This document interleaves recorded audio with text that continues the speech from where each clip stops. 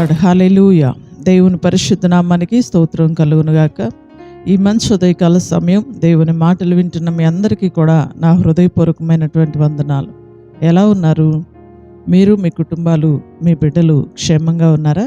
దేవుని మహాకృప మీకు, మీ కుటుంబాలకి తోడయ్యుండును గాక. ఆమేన్. పరిశుద్ధ గ్రంథంలో నుండి ఒక వాక్యాన్ని మనం చదువుకుందాం. చూడండి, యెషయా గ్రంథం 51వ అధ్యాయం 7వ వచనం 4వ లైన్ మనం చదువుకుందాం. యెషయా గ్రంథం 51వ అధ్యాయం 7వ వచనం 4వ లైన్. మనుషులు పెట్టు నిందకు భయపడకుడి, వారి తోషణ మాటలకు దిగులు పడకుడి. హల్లెలూయా. దేవుడు తన ప్రజలైన వారితో మాట్లాడుతున్నటువంటి అమూల్యమైనటువంటి మాట. మనుషులు పెట్టే నిందకు భయపడద్దు, వారి దూషణ మాటలకు దిగులు పడకుడి. దేవుడే తన బిడ్డలకు ధైర్యాన్ని ఇస్తున్నాడు. మీరు భయపడద్దు, దిగులు పడద్దు. మనుషులు నమ్మదగిన వారు కారు. ఊరకనే నిందిస్తూ ఉంటారు, ఊరకనే దూషిస్తూ ఉంటారు. సంతోషించే వారితో సంతోషించలేరు, దుఃఖపడే వారితో దుఃఖపడలేరు. నిందించడానికి, దూషించడానికి ప్రజలు ముందుంటున్నారండి. ఈ రోజుల్లో మరీ ఎక్కువగా ఉంటున్నారండి. పరిస్థితులు అలాగే ఉంటున్నాయి, ప్రజలు అలాగే మారుతున్నారు. నిందించే వాళ్ళు ఎక్కువైపోయారు, దూషించే వాళ్ళు ఎక్కువైపోయారు. కానీ ఈ ఉదయకాల సమయం దేవుడు అంటున్నటువంటి మాట, మనుషులు పెట్టే నిందకి మీరు భయపడకుడి, వారి దూషణ మాటలకు దిగులు పడొద్దు. చూడండి, మనిషిని కృంగదీసేది దూషించే మాటలేనండి. ఒక మనిషి త్వరగా కృంగిపోవటానికి కారణం ఎదుటివారు వేసే నిందలు, అవమానాలు, దూషణ మాటలు, ముఖం ముందే ధిక్కరించి మాట్లాడటం, ఇవన్నీ కూడా మనుషులు కృంగిపోవటానికి కారణం. చాలామంది దిగులు పడిపోతున్నారు.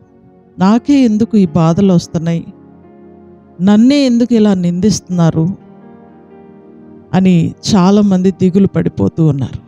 అయితే ఈ ఉదయకాల సమయం దేవుడు మనందరితో మాట్లాడుతున్నటువంటి అమూల్యమైన మాట, మనుషులు నిందిస్తారు, మనుషులంతే, వాటికి మీరు భయపడొద్దు. దేవుడున్నాడు, ఆయన మనతో మాట్లాడుతున్నాడు. దిగులు పడద్దు. వారు దూషిస్తూ ఉంటారు. చూడండి, ఒక మనిషి మంచిగా ఉంటే ఓర్చుకునే మనస్తత్వాలు లేవండి. ఏదో ఒక దూషణ మాటలతో వారిని బాధ పెడుతూ ఉంటారు, కృంగదీస్తూ ఉంటారు. చాలామంది ఇలా కృంగుదలకి గురైపోయి ప్రాణాలను కోల్పోయిన వాళ్ళు కూడా చాలామంది ఉన్నారు. ఒక తల్లి తండ్రి ఒక యవ్వనస్తురాల్ని అనుమానించడం ద్వారా, చూడండి, నిందించడం ద్వారా, దూషించడం ద్వారా యవ్వనస్తురాలు ఆత్మహత్య చేసుకొని చనిపోయింది. ఆ బిడ్డ చనిపోయిన తర్వాత తల్లిదండ్రులకు తెలిసింది ఆ బిడ్డ ఏ పాపం చేయలేదు, ఆ బిడ్డ నీతిమంతురాలు అని. చూడండి, ముందుగానే దూషించడాన్ని బట్టి, ముందుగానే నిందించడాన్ని బట్టి ఆ బిడ్డ కృంగిపోయి ఎవరికి చెప్పుకోవాలో తెలియక, తల్లిదండ్రులే నిందిస్తూ ఉంటే, దూషిస్తూ ఉంటే ఏం చేయాలో తెలియని పరిస్థితిలో ఉండి ఆ బిడ్డ ప్రాణాలు కోల్పోయింది. నిజంగా ఇలాగ మనం చూస్తే ఎంతోమంది ప్రజలు ఈ రోజున వాళ్ళు అలా అన్నారు, వీళ్ళు అలా అన్నారు, దూషిస్తున్నారు, అనుమానిస్తున్నారు, నన్ను ఏం చేయాలో నాకు తోసట్లేదు అని ప్రాణాలు తీసుకునే వాళ్ళు, ఆత్మహత్యలు చేసుకునే వాళ్ళు చాలామంది ఉంటున్నారండి. ఈ ఉదయకాల సమయం దేవుని మాటలు వింటున్న ప్రియ సహోదరుడా, ప్రియ సహోదరి, నువ్వు ఎవరివైనా కావచ్చు. ఒకవేళ మనుషులు నిన్ను నిందించి ఆ నిందలకు నువ్వు దిగులు పడిపోతూ ఉన్నావేమో, ఆ దూషణ మాటలకి నువ్వు దిగులు పడిపోతున్నావేమో, అయితే నీకు ఒక శుభవార్త చెప్పనా, వాటికి నువ్వు భయపడొద్దు.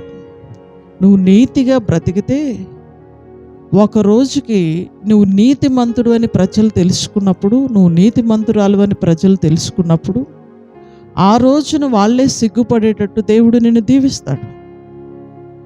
నువ్వు ఇప్పుడే దిగులు పడిపోయి, కృంగిపోయి, భయపడిపోయి, నువ్వు అనారోగ్యానికి గురైపోతే నిన్నెవరు పట్టించుకుంటారు? ఈనాడు సేవకులు కూడా చాలామంది దిగులుతో, బాధతో, భయంతో బ్రతుకుతున్నారండి. మనుషులు నిందిస్తారు, మనుషులు దూషిస్తారు, లేనిపోయిన కళ్ళబొల్లు కబుర్లు చెప్తూ ఉంటారు. అయినా సరే ఆ మాటలకు మనం దిగులు పట్టడానికి వీలు లేదండి. దేవుడు చెప్తున్నారు, మీరు దిగులు పడద్దు, వారి మాటలకు మీరు అస్సలు భయపడద్దు, ధైర్యంగా ఉండండి, నేను మీకు తోడుగా ఉంటాను. బైబిల్ గ్రంథంలో అనేక సార్లు రాస్తున్న మాట, భయపడద్దు, నేను నీకు తోడై ఉన్నాను. ప్రతిరోజు దేవుడు మనకిచ్చే వాగ్దానం, దేనికి మనం భయపడాల్సిన అవసరం లేదు, ధైర్యంగా ఉండాలి. ఎందుకంటే దేవుడు ఉన్నాడు. ఈ నిందలన్నీ నిత్యానందంగా ఆయన మార్చే రోజు ఒక రోజు ఉంది. యెషయా గ్రంథంలో ఈ మాట కూడా రాయబడి ఉంటుంది. నిందకు ప్రతిగా నిత్యానందాన్ని, అవమానానికి ప్రతిగా రెట్టింపు ఘనతను దేవుడిస్తాడండి.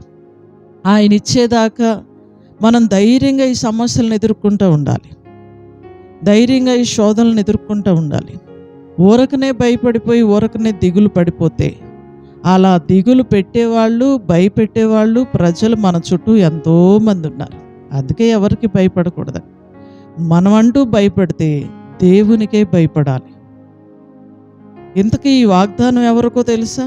చూడండి, 7వ వచనం ప్రారంభం నుండి మనం చూస్తే, నీతిని అనుసరించు వారులారా నా మాట వినుడి, నా బోధను హృదయమందుంచుకున్న జనులారా ఆలకించుడి, మనుషులు పెట్టే నిందకు భయపడద్దు.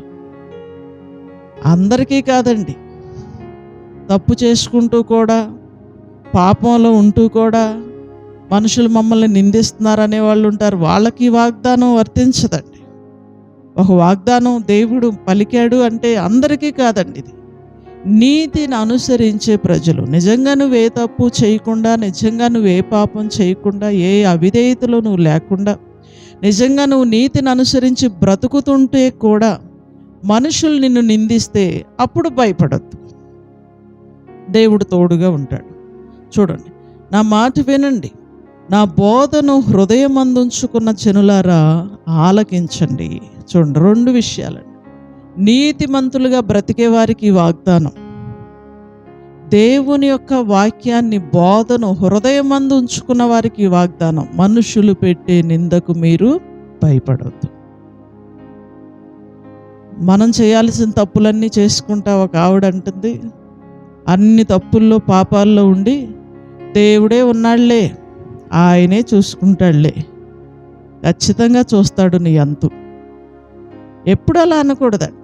నిజంగా పాపంలో ఉన్న వ్యక్తి ఉన్నంత ధైర్యంగా నీతిమంతులు ఉండలేకపోతున్నారు. వాళ్ళు వరకునే భయపడిపోతున్నారు. వీళ్ళకి ఏ భయం ఉండదండి. వాళ్ళకి కాదండి ఇది. పాపంలో ఉన్న వాళ్ళకి, దుష్టత్వంలో ఉన్న వాళ్ళకి, చెడులో ఉన్న వాళ్ళకి ఈ వాగ్దానం కాదండి. వాళ్ళు చేసే పాపాలు చేసుకుంటా మాకు దోషణ మాటలు వస్తున్నాయి అనే వాళ్ళకి కాదండి. నీతిగా బ్రతుకుతూ కూడా నిందలు వస్తాయి చూడండి, వాళ్ళకి వాగ్దానం వర్తించింది.